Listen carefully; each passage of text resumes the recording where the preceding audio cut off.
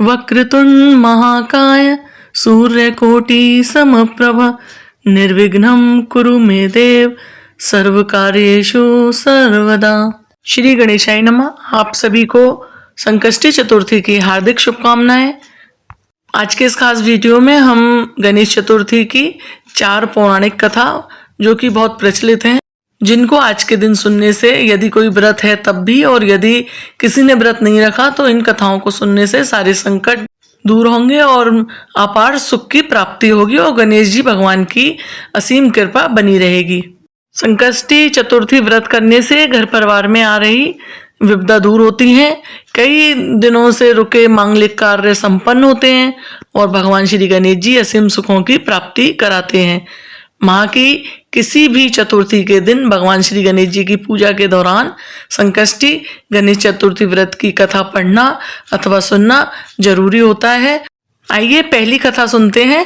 पौराणिक और प्रचलित श्री गणेश जी की कथा के अनुसार एक बार देवता कई विपदाओं में घिरे थे, तब वह मदद मांगने भगवान शिव के पास आए। उस समय शिव जी के साथ कार्तिकेय तथा गणेश जी भी बैठे थे। देवताओं की बात सुनकर शिव जी ने कार्तिकेय और गणेश जी से पूछा कि तुम में से कौन देवताओं के कष्टों का निवारण कर सकता है। तब कार्तिकेय और गणेश जी दोनों ने ही स्वयं को इस कार्य के लिए सक्षम बताया। इस पर भगवान शिव जी ने दोनों की परीक्षा लेने के लिए कहा कि तुम दोनों में से जो सबसे पहले पृथ्वी की परिक्रमा करके आएगा वही देवताओं की मदद करने जाएगा। भगवान शिव के मुख से यह बात सुनते ही कार्तिकेय अपने वाहन मोर पर बैठकर पृथ्वी की परिक्रमा के लिए निकल गए, परंतु गणेश जी सोच में पड़ गए कि वे चूहे के ऊपर चढ़कर सारी पृथ्वी की परिक्रमा करेंगे तो इस कार्य में उन्हें बहुत समय लग जाएगा। तभी उन्हें एक उपाय सूझा। गणेश जी अपने स्थान से उठे और अपने माता पिता की 7 बार परिक्रमा करके वापस बैठ गए। परिक्रमा करके लौटने पर कार्तिकेय स्वयं को विजेता बताने लगे। तब शिव जी ने श्री गणेश जी से पृथ्वी की परिक्रमा न करने का कारण पूछा। तब गणेश जी ने कहा, माता पिता के चरणों में ही समस्त लोक हैं। यह सुनकर भगवान शिव ने गणेश जी को देवताओं के संकट दूर करने की आज्ञा दी। इस प्रकार भगवान शिव ने गणेश जी को आशीर्वाद दिया कि चतुर्थी के दिन जो तुम्हारा पूजन करेगा और रात्रि में चंद्रमा को अर्घ्य देगा उसके तीनों ताप यानी दैहिक ताप, दैविक ताप तथा भौतिक ताप दूर होंगे। इस व्रत को करने से व्रतधारी के सभी तरह के दुख दूर होंगे और उसे जीवन के भौतिक सुखों की प्राप्ति होगी। चारों तरफ से मनुष्य की सुख समृद्धि बढ़ेगी। पुत्र पौत्रादि धन ऐश्वर्य की कभी कमी नहीं होगी। बोलो श्री गजानन भगवान की जय। गणेश जी की दूसरी व्रत कथा के अनुसार एक समय की बात है, राजा हरिश्चंद्र के राज्य में एक कुम्हार था। वह मिट्टी के बर्तन बनाता था, लेकिन वे कच्चे रह जाते थे। एक पुजारी की सलाह पर उसने इस समस्या को दूर करने के लिए एक छोटे बालक को मिट्टी के बर्तनों के साथ आवा में डाल दिया। उस दिन संकष्टी चतुर्थी का दिन था। उस बच्चे की माँ अपने बेटे के लिए परेशान थी। उसने गणेश जी से बेटे की कुशलता की प्रार्थना की। दूसरे दिन जब कुम्हार ने सुबह उठकर देखा तो आवा में उसके बर्तन तो पक गए थे, लेकिन बच्चे का बाल भी बांका नहीं हुआ था। वह डर गया और राजा के दरबार में जाकर सारी घटना बताई। इसके बाद राजा ने उस बच्चे और उसकी माँ को बुलाया तो माँ ने सभी तरह के विघ्न को दूर करने वाले संकष्टी चतुर्थी का वर्णन किया। इस घटना के बाद से महिलाएं संतान और परिवार के सौभाग्य के लिए संकट चतुर्थी का व्रत करने लगी। बोलो श्री गणेश जी भगवान की जय। तीसरी कथा के अनुसार एक समय की बात है कि विष्णु भगवान का विवाह लक्ष्मी जी के साथ निश्चित हो गया। विवाह की तैयारी होने लगी। सभी देवताओं को निमंत्रण भेजे गए, परंतु गणेश जी को निमंत्रण नहीं दिया। कारण जो भी रहा हो, अब भगवान विष्णु की बारात जाने का समय आ गया। सभी देवता अपनी पत्नियों के साथ विवाह समारोह में आए। उस सब ने देखा कि गणेश जी कहीं नहीं दिखाई दे रहे। तब वे आपस में चर्चा करने लगे कि क्या गणेश जी को नहीं बुलाता या स्वयं गणेश जी अपनी इच्छा से नहीं आए। सभी को इस बात पर आश्चर्य होने लगा। तभी सबने विचार किया कि विष्णु भगवान से ही जाकर कारण पूछा जाए।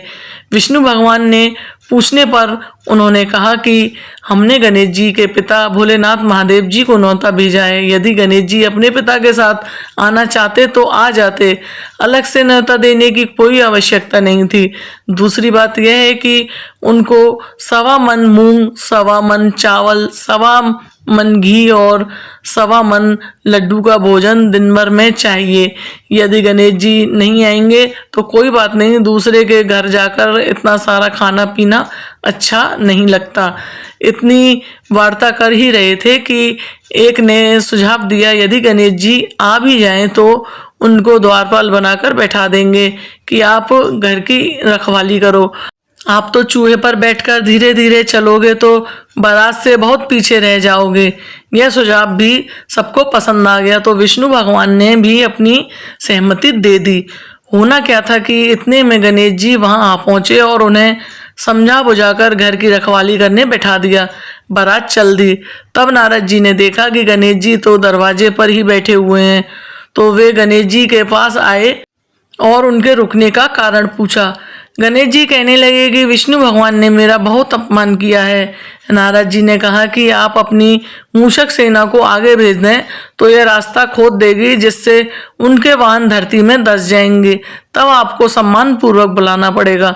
अब तो गणेश जी ने अपनी मूषक सेना जल्दी से आगे भेज दी और सेना ने जमीन पोली कर दी।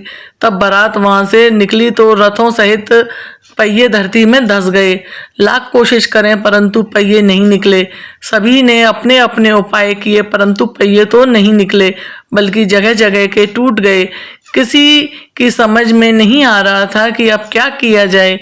तब तो नारद जी ने कहा कि आप लोगों ने गणेश जी का अपमान करके अच्छा नहीं किया। यदि उन्हें मनाकर लाया जाए तो आपका कार्य सिद्ध हो सकता है और यह संकट टल सकता है। शंकर भगवान ने अपने दूत नंदी को भेजा और वे गणेश जी को लेकर आए। गणेश जी का आदर सम्मान से पूजन किया गया। तब कहीं जाकर रथ के पहिए निकले। अब रथ के पहिए निकल तो गए परंतु वे टूट फूट गए और उन्हें सुधारे कौन। पास में खेत में खाती काम कर रहा था तो उसे बुलाया गया। खाती अपना कार्य करने के पहले श्री गणेशाय नमः कर गणेश जी की वंदना मन ही मन करने लगा। देखते ही देखते खाती ने सभी पहियों को ठीक कर दिया। तब खाती कहने लगा कि हे देवताओं, आपने सर्वप्रथम श्री गणेश जी को नहीं मनाया होगा और ना ही उनकी पूजन की होगी, इसलिए तो आपके साथ यह संकट आया।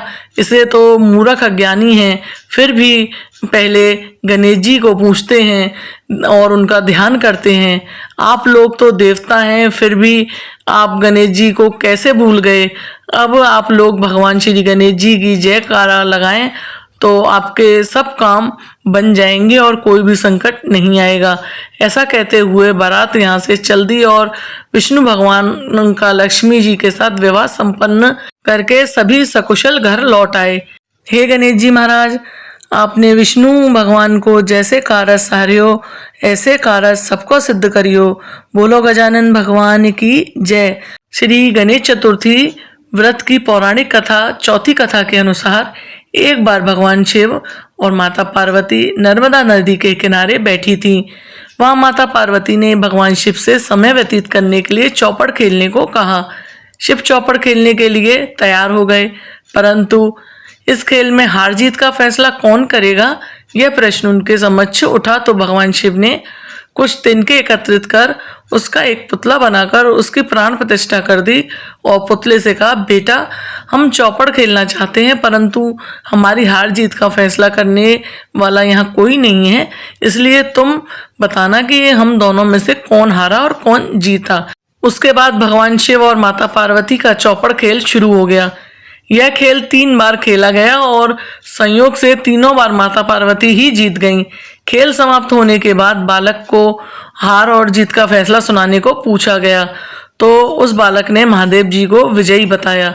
यह सुनकर माता पार्वती क्रोधित हो गईं और क्रोध में उन्होंने बालक को लंगड़ा होने का श्राप दे दिया और कीचड़ में पड़े रहने का श्राप दे दिया।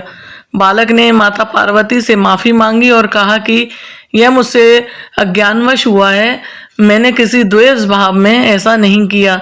बालक द्वारा क्षमा मांगने पर माता ने कहा, यहाँ गणेश पूजन के लिए नाग कन्याएं आएंगी, उनके कहे अनुसार तुम गणेश जी का व्रत करो, ऐसा करने से तुम मुझे प्राप्त करोगे। यह कहकर माता पार्वती और शिव जी के साथ कैलाश पर्वत पर चली गईं। 1 वर्ष बाद उस स्थान पर नाग कन्याएं आईं। तब नाग कन्याओं से श्री गणेश जी के व्रत की विधि मालूम करने पर उस बालक ने 21 दिन लगातार गणेश जी का व्रत किया। उसकी श्रद्धा से गणेश जी प्रसन्न हुए। उन्होंने बालक को मनोवांछित फल मांगने के लिए कहा। उस पर उस बालक ने कहा, हे विनायक, मुझ में इतनी शक्ति दीजिए कि मैं अपने पैरों से चलकर अपने माता पिता के साथ कैलाश पर्वत पर पहुंच सकूं और वे यह देखकर प्रसन्न हों। तब बालक को वरदान देकर श्री गणेश जी अंतर्ध्यान हो गए। इसके बाद वह बालक कैलाश पर्वत पर पहुंच गया और कैलाश पर्वत पर पहुंचने की अपनी कथा उसने भगवान शिव जी को सुनाई। चौपड़ वाले दिन से माता पार्वती शिव जी से विमुख हो गई थी, अतः देवी के रुष्ट होने पर भगवान शिव जी ने उस बालक के बताए हुए अनुसार 21 दिनों तक श्री गणेश जी का व्रत किया। इस व्रत के प्रभाव से माता पार्वती के मन से भगवान शिव जी के लिए जो नाराजगी थी वह समाप्त हो गई। तब यह व्रत विधि भगवान शंकर ने माता पार्वती जी को बताई। यह सुनकर माता पार्वती के मन में भी अपने पुत्र कार्तिकेय से मिलने की इच्छा जागृत हुई। तब माता पार्वती ने भी 21 दिन तक श्री गणेश जी का व्रत किया तथा दुर्वा फूल और लड्डुओं से गणेश जी को भोग लगाया, उनका पूजन अर्चन किया। व्रत के 21वें दिन कार्तिकेय स्वयं अपनी माता जी के पास आ गए। उस दिन से श्री गणेश चतुर्थी का यह व्रत समस्त मनोकामनाओं की पूर्ति करने वाला व्रत माना जाता है। इस व्रत को करने से मनुष्य के सारे कष्ट दूर होकर मनुष्य को समस्त सुख की सुविधाएं प्राप्त होती हैं। बोलो श्री गजानन भगवान की जय। यदि आप लोगों के लिए ये कथाएं थोड़ी सी भी लाभदायक रही हों तो आप इन्हें आगे शेयर अपने परिवारजनों के साथ जरूर करें और वीडियो पे नए हैं तो चैनल को सब्सक्राइब जरूर करें और कमेंट बॉक्स में श्री गणेशाय नमः जरूर लिखें। फिर मिलते हैं एक और नई वीडियो के साथ। जय श्री कृष्णा, राधे राधे।